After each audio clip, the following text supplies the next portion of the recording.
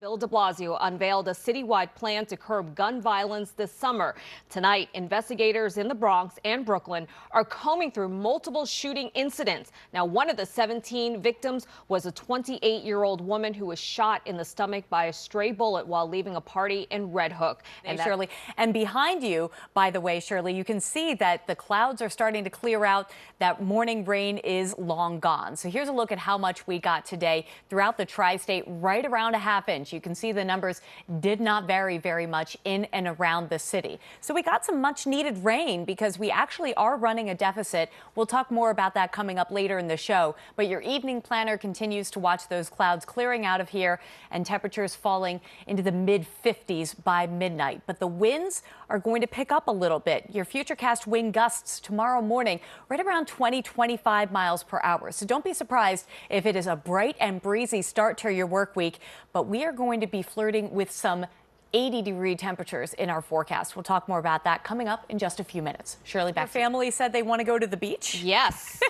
All right, sure so do. It's not going to be beach weather just because the ocean is still so cold, but it is going to be very warm. So over the next couple of days, we're going to watch the storm system that moved through this morning depart, and that is going to leave us with some gusty breezes both tonight and tomorrow. But nice spring weather developing for us over the next few days.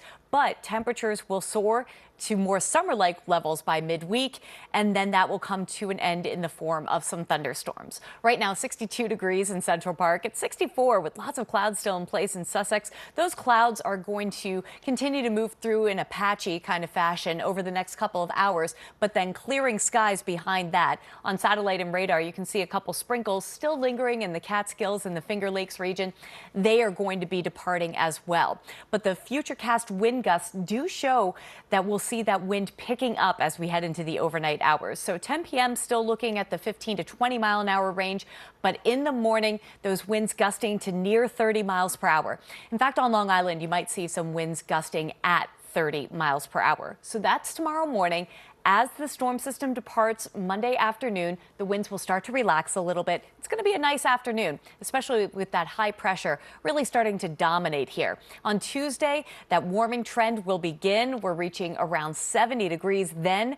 And on Wednesday, as this area of high pressure called a Bermuda high, because that's where it's situated, continues to crank in the heat from the south, that's when we're going to see our warmest day, not only of this week, but possibly so far this year.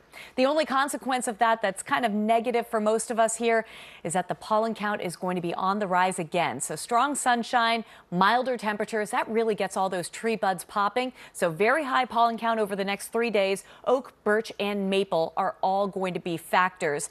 Something else to look out for this upcoming week, the National Weather Service office that is local to us, that would be out on Long Island. They are having their Severe Weather Awareness Week. So look for them to be sharing posts about how to stay safe from all kinds of weather hazards that affect us here in the tri-state area. That includes lightning, of course, strong winds, flooding. Flooding's probably the biggest one for us here in the tri-state. Tornadoes also are a risk any time of year that you have severe storms. Here is the 7-day forecast. Look at this temperature. Even Thursday, it's still very warm, 78 degrees, but we could see a shower at some point during the day. It's on Friday that we're targeting that threat for thunderstorms. A pretty powerful cold front will start to move through. It only knocks our temperatures down to where they should be for this time of year next weekend, Shirley. So no big cool downs here. Tonight is going to be chilly because of the wind, but after that, temperatures on the rise once again. Back to you. All right, Erica, I'll take it. Thank you. Here is the 7-day forecast. Look at this. Temper is the 7-day forecast. Look at this. Temper is the 7-day forecast. Look at this. Temper is the 7-day forecast. Look at this.